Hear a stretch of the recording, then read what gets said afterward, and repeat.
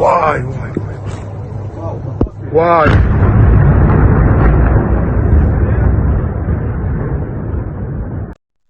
ሰላም እንደምን አላችሁ? አዳዲስ መረጃዎች ተሰምተዋል። ከኢራን፣ ከእስራኤል፣ ከአሜሪካ እንዲሁም ደግሞ በአረብ ሀገራት ስለሚኖሩ ኢትዮጵያን ተጨማሪ ዜናዎች ተሰምተዋል። የኢራን ውስጥ ዋና የምናያቸው ዜናዎች አሉ። አያቶላህ አሊ ካሚኒ መገደላቸው ከተረጋገጠ በኋላ ተተኪያቸው ይፋ ሆኗል።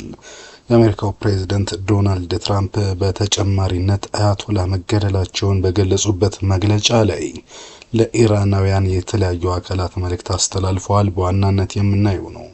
ከአያቶላህ አሊ ካሚኒ በተጨማሪ በተገደሉ ሰዎች ትክ ሹመት መከናወኑም ተሰምቷል፣ እናየዋለን። ከዛ ውጭ ግን ኢራን ሌሊቱን ጥቃቶችን ስትፈጽም አድራለች። የአያቶላህ አሊ ካሚኒ ገዳዮች እጃቸውን ያገኛሉ ስትል መግለጫና ማስጠንቀቂያ ሰጥታለች። አሁን አያቶላህ አሊ ካሚኒ ቢሞቱም ወጣቱ የኢራን ትውልድ ግን ሀገሩን ለማንም አሳልፎ አይሰጥም በሚል መግለጫዎችን እየሰጡ ነው። ሰላም እንደምን አላችሁ? ይህ አዲስ መረጃ ነው። ከመካከለኛው ምስራቅ የተሰሙ ጉዳዮችን ይዘን መጥተናል። ለጥቂት ደቂቃዎች አብረን እንቆይ።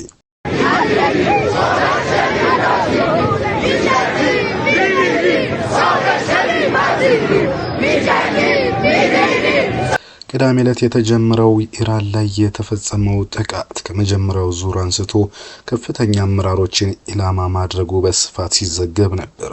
ይህን ተከትሎ የኢራኑ ጠቅላይ መሪ አያቶላህ አሊ ካሚኒ ተገድለዋል የሚለው በስፋት የተሰራጨ ዘገባ ነበር። ይሁንና እስከ ሌሊት ያልተረጋገጠ ጉዳይ ነበር።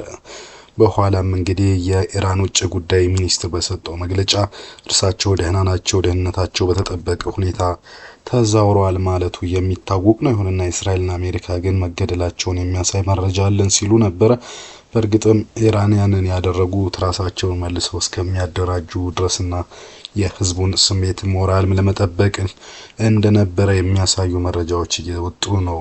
በእርግጥም እንግዲህ የኢራን ፕሬዝዳንት ወይም የኢራኑ ከፍተኛ መሪ አያቶላህ አሊ ካሚኒ መገደላቸውን ይፋ ተደርጓል። ይህን ተከትሎ እንግዲህ የአሜሪካው ፕሬዝዳንት ዶናልድ ትራምፕ ጠንከር ያለ መግለጫ ሰጥተዋል። ትራምፕ በመግለጫው ካሚኒን በታሪክ ውስጥ ከታዩ እጅግ ክፉ ሰዎች ናቸው ሲሉ ገልጾታል። የእርሳቸው መወገድ ለኢራን ህዝብ ብቻም ሳይሆን ለታላቁ አሜሪካና በካሚኒ የአምባገነን ቡድን ጉዳት ለደረሰባቸው ዓለም ሀገራት ሁሉ ፍትህ የሰፈነበት እርምጃ ነው ሲሉ ገልጸዋል። ትራምፕ እንግዲህ ሌሎች ዋና ዋና መግለጫዎችንም በዚህ ጉዳይ ያነሱ ሲሆን ካሚኒ የአሜሪካን የደህንነት መረጃና እጅግ የረቀቁ የክትትል ስርዓቶች ማምለጥ አልቻለም ብለዋል። ይህ ጥቃት ከእስራኤል ጋር በቅርበት በመተባበር የተከናወነ እንደሆነም አንስተዋል። ካሚኒም ሆነ አብረውት የነበሩ ሌሎች መሪዎች እርምጃውን ለመከላከል ያደረጉት ሙከራ እንዳልነበረም ገልጸዋል። የአጋጣሚ እንግዲህ የኢራን ህዝብ ሀገሩን መልሶ ለመረከብ የሚያስችለው ታላቅ እድል መሆኑን ትራምፕ ገልጸዋል። የምህረት እድል አዘጋጅተናል ብለዋል ፕሬዝዳንቱ። ለኢራን አብዮታዊ ዘብ አይአርጂሲ ነው የጦር ኃይሉና የፖሊስ አባላት ውጊያውን ለማቆም ፍላጎት አላቸውም ብለዋል። የምህረት ጥያቄ እያቀረቡ መሆኑን ተናግረዋል። በዚህም ዙሪያ እንግዲህ መልእክት አስተላልፈዋል። አሁን እጃቸውን ለሚሰጡ ኃይሎች ምህረት እንደሚደረግላቸው ገልጸዋል። ካልሆነ ግን ሞት ነው የሚጠብቃቸው ሲል ፕሬዝዳንቱ ማስጠንቀቂያ ሰጥተዋል።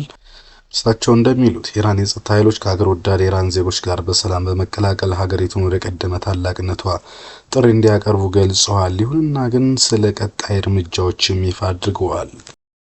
ፕሬዝዳንት ዶናልድ ትራምፕ ካሚኒ ከተገደሉ በኋላ ባለው አንድ ቀን ውስጥ ብቻ የሀገሪቱን ወታደራዊ መዋቅር ክፉኛ መመታቱን ይፋ አድርገዋል። ሆኖም ግን አሁንም የሚቀሩ እርምጃዎች እንዳሉ አስታውቀዋል። ከዚህ ውስጥ አንዱ በመካከለኛው ምስራቅና በዓለም ሰላም ለማስፈን ያለን ዓላማ እስኪሳካ ድረስ የታለመላቸው ቦታዎች በከባድ ቦምብ ይመታሉ ብለዋል። ይህም የፕሬዝዳንት ትራምፕ መግለጫ በኢራንና አካባቢው ላይ ከፍተኛ ለውጥ ሊያመጣ እንደሚችል ከወዲሁ እየተገመተ ነው። በነገራችን ላይ ትራምፕ ማስጠንቀቂያ የሰጡት የኢራን ሬቮሉሽነሪ ጋርድ ኮርፕስ እየተባለ የሚጠራው ዋና አዛዥ ሜጀር ጀነራል አህመድ ባሂዲ ሆኖ መሾማቸውን አሁን የወጣው መረጃ ያሳያል። እርሳቸው ሹመት በትናንትናው ዕለት ሜጀር ጀነራል መሐመድ ባኩር መገደላቸውን ተከትሎ የመጣ ጉዳይ ነው። ከዚህ በፊት እንግዲህ በሁለት ወራት ወይ 3 ወራት በፊት በነበረው 12 ቀናት ጦርነት የዚህ የሪፐብሊካን ጋርድ ወይም ደግሞ የኢስላሚስት ሪቮሉሽነሪ ጋርዱ ቡል መሪ መገደላቸው የሚታወስ ነው። ከዛ በኋላ እንግዲህ ኢራኖች ራሳቸውን አደራጅተው ዳግም ሀገራቸውን ወደ መከላከል ገብተዋል። በነገራችን ላይ ኢራንን ልዩ የሚያደርጋቸው አንዱ ጉዳይ ሀገራቸውን ለመጠበቅና መልሰው ራሳቸውን ለማገገም የሚችሉ ሀገራት መሆናቸው ነው። ኢራንን የአንድ ጀነራል ወይ የአንድ መሪ መገደል ያን ያህል ተጽዕኖ የሚያሳድርባቸው ሀገራት መሆናቸውን በዛ በ12 ቀናት ጦርነት ውስጥ መመልከት ችለናል። አሁንም የአያቶላህ አሊ ካሜኒ ከተገደለ በኋላ በዱባይ፣ በኩዌት፣ በሳውዲ አረቢያ እና በተለያዩ ሀገራት የፈጸሙት የጥቃትና ድብደባ ቴል አቪቭን ጨምሮ ማለት ነው የዚህ የኢራን ጥንካሬ ማሳያ ነው። የሪቮሉሽነሪ ጋርዱ ዋና አዛዥና ሀገሪቱ መሪ አያቶላህ አሊ ካሜኒ ተገድለው ጭምር ኢራናውያን ሀገራቸውን ለመጠበቅ የሚያደርጉት ጥረት የሚያስደንቅ ነው። ከዚህ በፊት ሳይንቲስቶች ሲገደሉ ሌላ ሳይንቲስቶች አሉባት፣ እንዲሁም ደግሞ አንድ ጀነራል ሲሞት ሌላ ጀነራል በፍጥነት መተካትና በመምራት ውጤት ማምጣት የሚችሉ ዜጎች አሉባት ሀገር መሆኗ ይታወቃል። ይህን ተከትሎ በነገራችን ላይ አያቶላህ አሊ ካሜኒ ሞት በኋላ 40 የስራ ቀናት ሀዘን ታውጇል። ይህ ብቻ አይደለም፣ ከዚህ በኋላም የሀገሪቱ ተተኪ መሪ ታውቋል። በኢራን የጠቅላይ መሪ አያቶላህ አሊ ካሜኒ መገደል ተከትሎ ሀገሪቱ እንግዲህ 40 ሀዘን ቀናት ታውጇል።